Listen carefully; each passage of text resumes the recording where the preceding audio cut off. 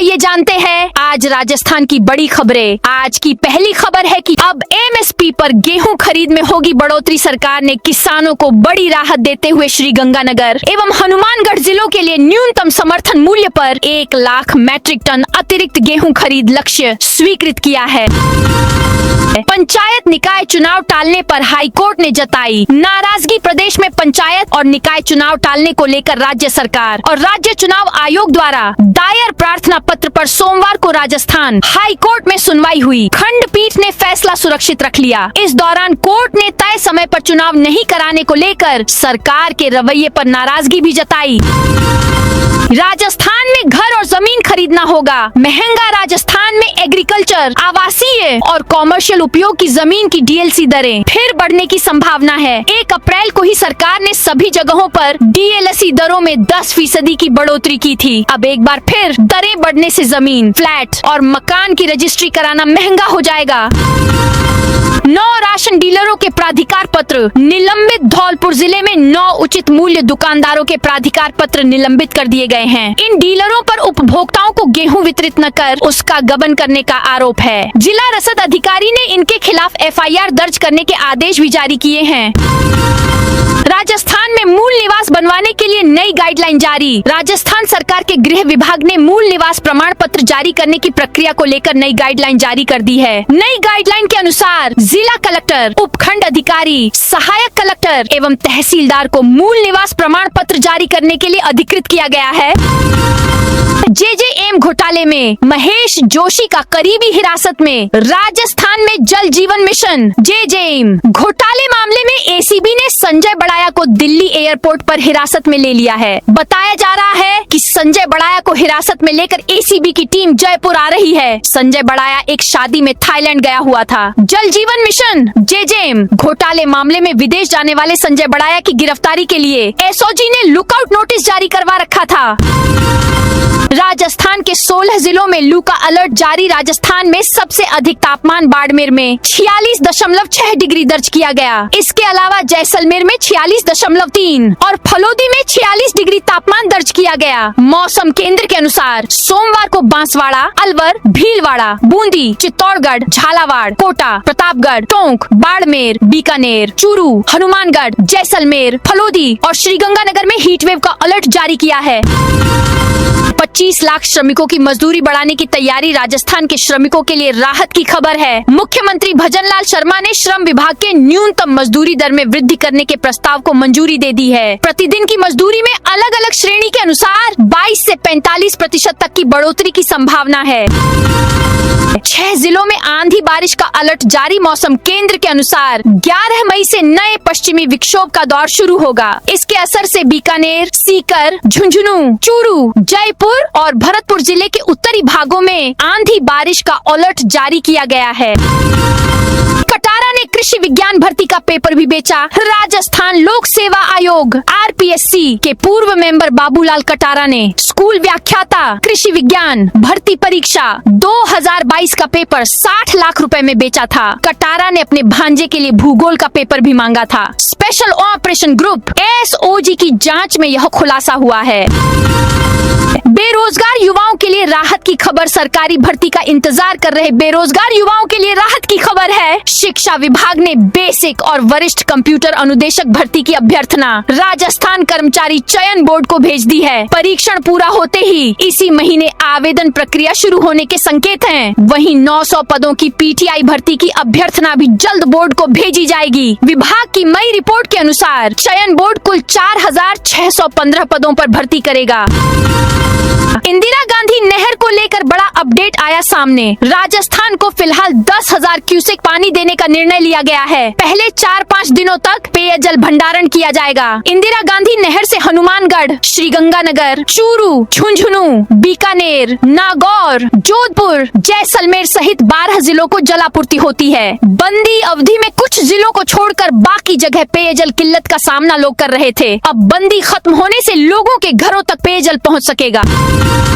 8 घंटे में बनाया अंडरपास। आखिरकार पटरी पार का एरिया मुख्य शहर अलवर से जुड़ ही गया। रविवार को काली मोरी अंडरपास बनकर तैयार हो गया। इस काम के लिए 11 ट्रेनों का डायवर्जन किया गया। पीडब्ल्यूडी से लेकर रेलवे के 8 इंजीनियरों व 100 से अधिक श्रमिकों ने लगातार 8 घंटे काम किया, 10 ब्लॉक्स फिट किए। इस अंडरपास का लाभ पटरी पार की 17 वार्डों की 30 से अधिक कॉलोनियों में रह रहे लोगों को मिलेगा। राजस्थान में सरकारी शिक्षकों का 14 मई से प्रदेश व्यापी आंदोलन का ऐलान। राजस्थान के सरकारी स्कूलों के शिक्षकों ने अपनी लंबित मांगों और सरकार की उदासीनता के खिलाफ आर पार की लड़ाई का बिगुल फूंक दिया है। अखिल भारतीय राष्ट्रीय शैक्षिक महासंघ के बैनर तले शिक्षकों ने आगामी 14 मई से चरणबद्ध तरीके से विरोध प्रदर्शन करने की घोषणा की है। राजस्थान के जिले में 31 अंडरपास स्वीकृत दौसा लोकसभा क्षेत्र में रेलवे फाटकों पर लगने वाले लंबे जाम की समस्या से जल्द ही राहत मिलने वाली है। यातायात व्यवस्था को सुगम बनाने के उद्देश्य से रेलवे की ओर 31 नए रेलवे अंडरपास RUB स्वीकृत किए हैं। इन अंडरपासों के निर्माण से दौसा शहर सहित ग्रामीण क्षेत्रों में ट्रैफिक दबाव कम होगा। साथ ही रेलवे फाटकों पर रोजाना लगने वाले जाम से भी लोगों को बड़ी राहत मिलेगी। अजमेर में रिंग रोड का काम जारी। शहर में बढ़ते यातायात दबाव को नियंत्रित करने के लिए रिंग रोड का काम जारी है। फिलहाल जनाना अस्पताल माकड़वाली तक भूमि अधिग्रहण बाकी है। प्रॉपर कनेक्टिविटी होने पर ही इसका फायदा मिल सकेगा। कुछ स्थानों पर रिंग रोड के चौड़ाईकरण की जरूरत है। राज्य सरकार ने बजट में रिंग रोड की DPR बनाने की घोषणा की है। रिंग रोड बनने पर ट्रैफिक सुगम होगा और जाम की समस्या में कमी आएगी।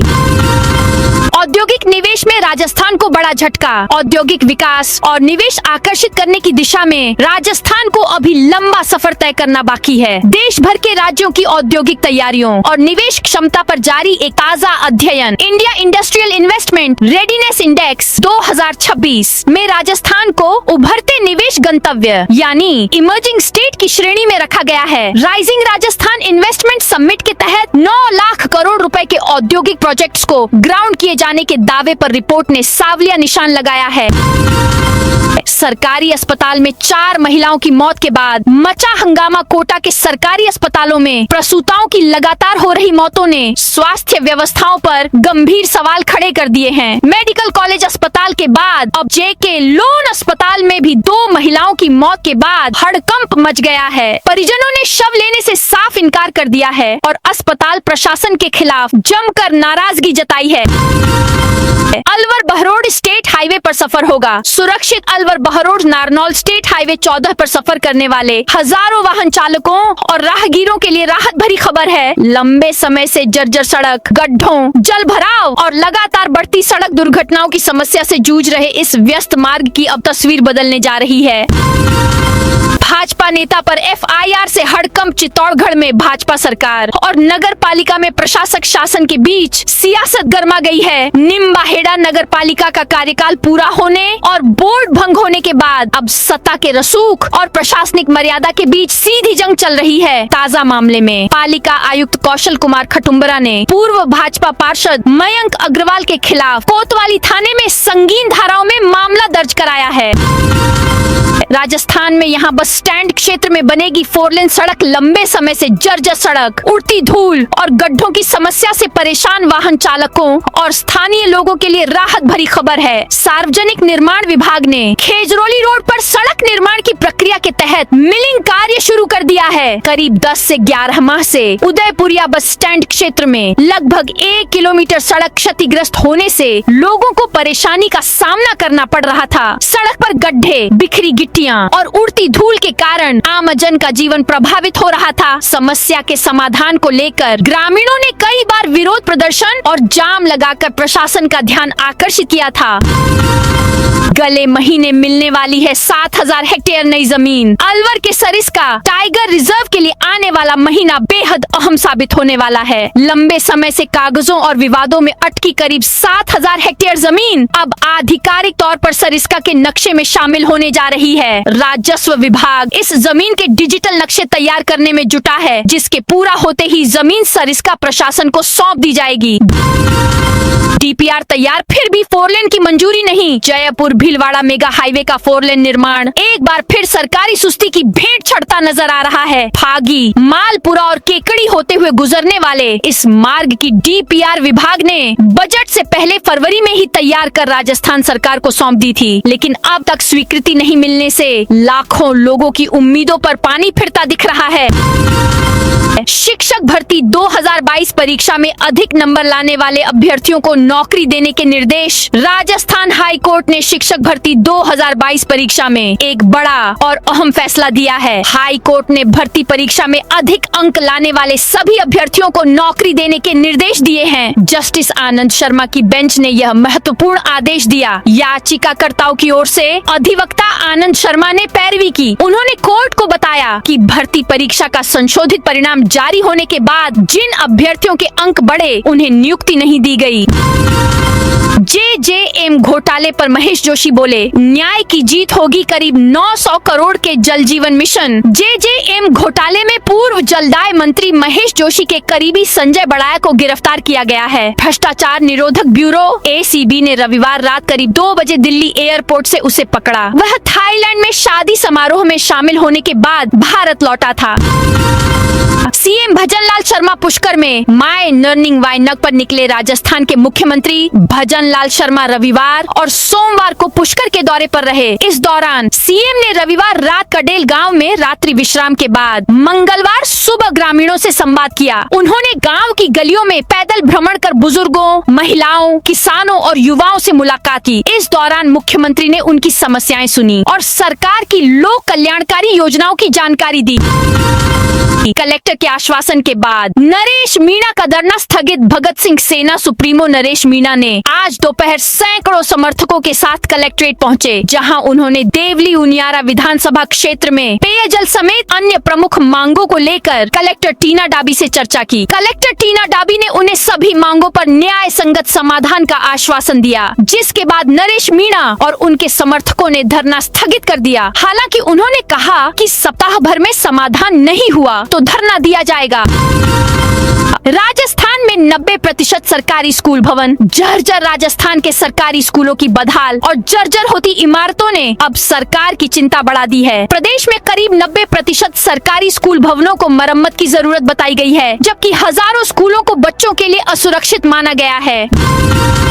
बीकानेर के 40 सरकारी स्कूलों में लगेंगे स्मार्ट बोर्ड। बीकानेर संसदीय क्षेत्र के सरकारी स्कूलों में अब स्मार्ट शिक्षा को बढ़ावा मिलेगा। केंद्रीय कानून मंत्री अर्जुन राम मेघवाल की पहल पर जिले के 40 राजकीय विद्यालयों को स्मार्ट बोर्ड और आधुनिक फर्नीचर की सौगात मिलने जा रही है। यह संसाधन आवास एवं शहरी विकास निगम हुडको द्वारा कॉर्पोरेट सोशल रिस्पॉन्सिबिलिटी CSR मद के तहत उपलब्ध करवाए जाएंगे। इस पूरी योजना पर करीब 1.25 करोड़ रुपए खर्च किए जाएंगे।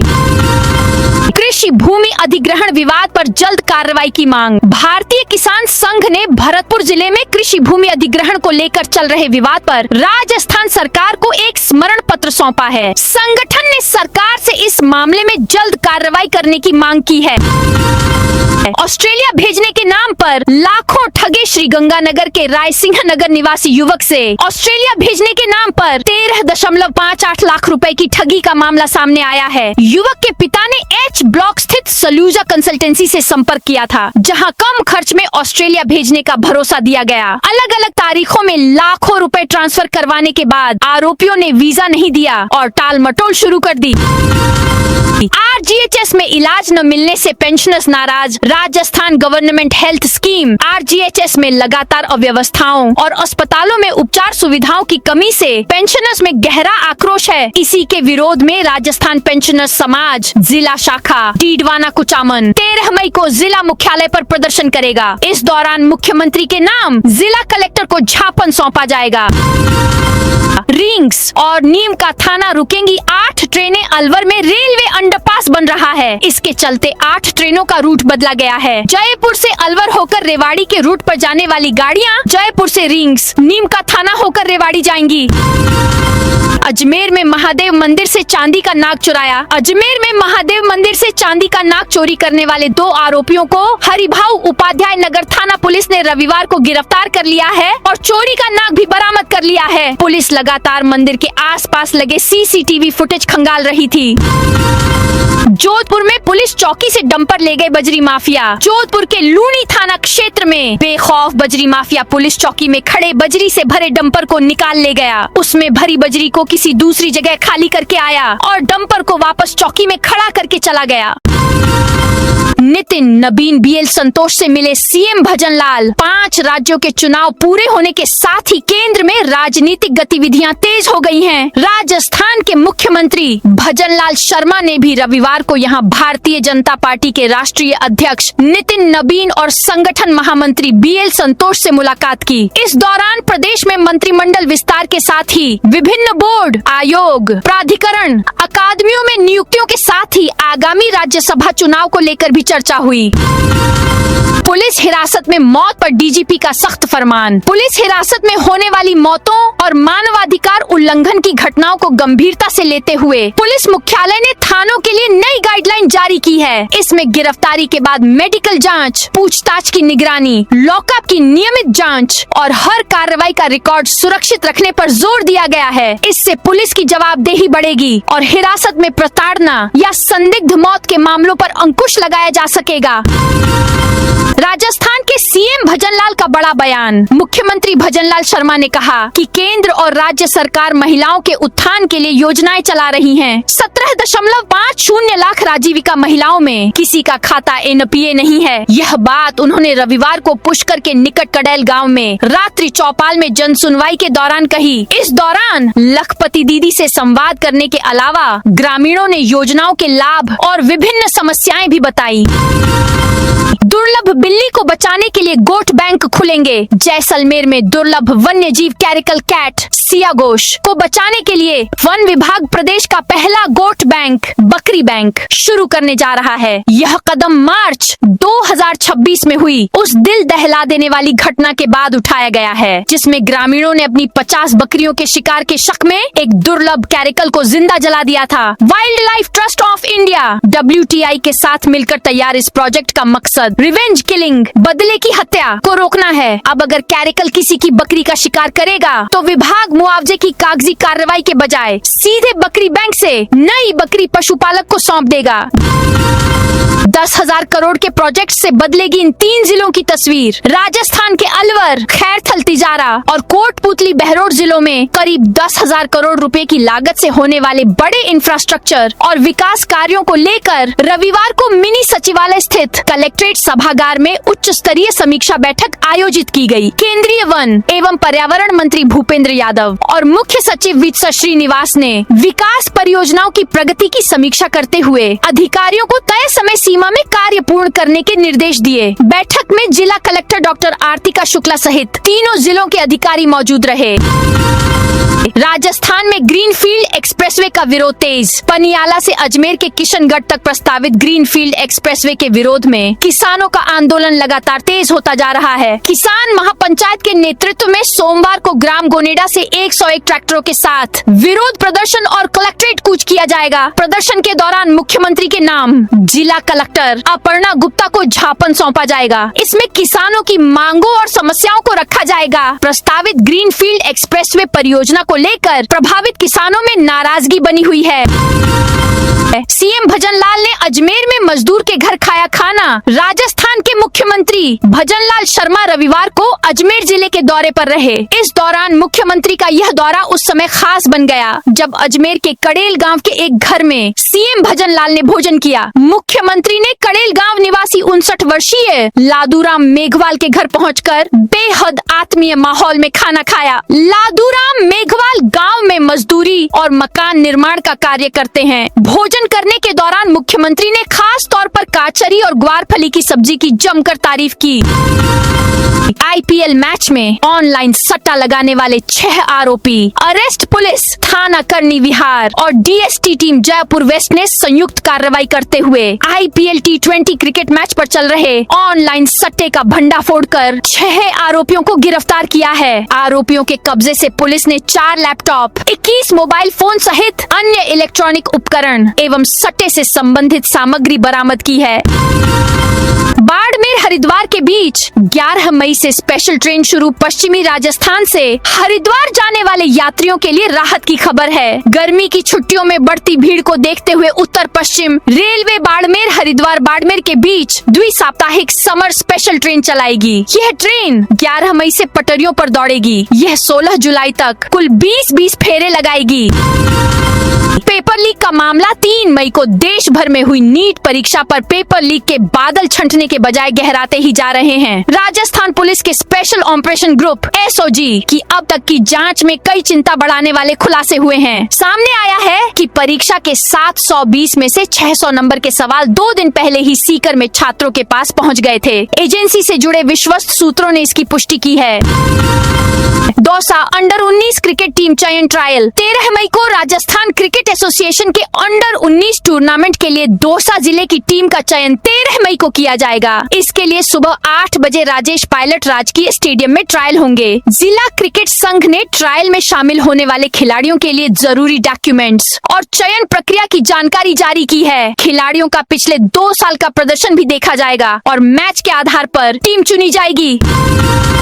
सीकर में माधव स्कूल को दोबारा शुरू करने की मांग। सीकर में सर माधव स्कूल को दोबारा शुरू करने की मांग की जा रही है। माधव स्कूल की बिल्डिंग को सुप्रीम कोर्ट के आदेश पर मूल हक में कल्याण धाम मंदिर को सौंप दिया गया है। अब कई जनप्रतिनिधि और संगठन माधव स्कूल को उसी बिल्डिंग में दोबारा बहाल करने की मांग कर रहे हैं। इसे लेकर सर माधव स्कूल बचाओ संयुक्त संघर्ष समिति की रविवार को बैठक हुई। बैठक में माधव स्कूल बचाने के लिए जल्द आंदोलन की रणनीति तैयार करने पर विचार किया गया।